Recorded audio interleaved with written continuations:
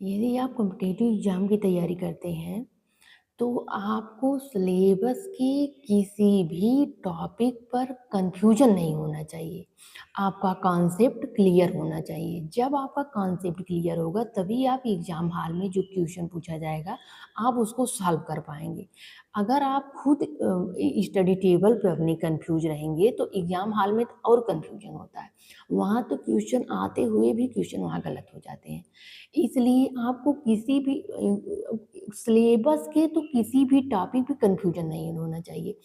ऐसा होना चाहिए कि हम अपने ऊपर पढ़ाई करके इतना कॉन्फिडेंस होना चाहिए कि हम उस टॉपिक को दूसरे किसी को पढ़ा के समझा सकें। जिस दिन आपके अंदर ये हुआ कि हम इस टॉपिक को पढ़ा सकते हैं या कुछ पढ़ा के प्रैक्टिस करके देखिए, उस दिन आप कोई भी एग्ज़ाम हॉल में बैठेंगे, आप बहुत आराम से आप क्रैक कर जाएँगे। पहले अटेम्प्ट में आप क्रैक कर जाएँगे, जब उसके सिलेबस को आप पूरा अपना कॉन्फिडेंस होगा आपके पास।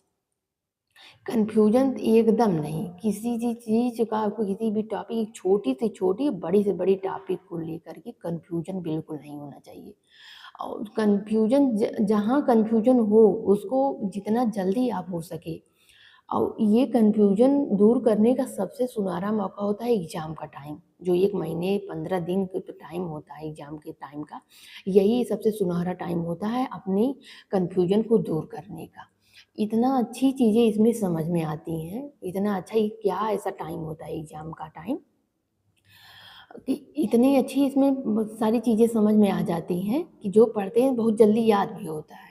इसलिए आप जितना हो सके एग्ज़ाम के टाइम में जितना 24 घंटे में हो सके 15 घंटे, 16 घंटे चाहे जिस भी एग्ज़ाम की तैयारी हो, कोई एग्ज़ाम बड़ा-छोटा नहीं होता। जितना आप कर सकें उतना ही तैयारी कीजिए और अपना 100% दीजिए एग्ज़ाम को। आपको ये वो एग्ज़ाम आपका 100% हो जाएगा।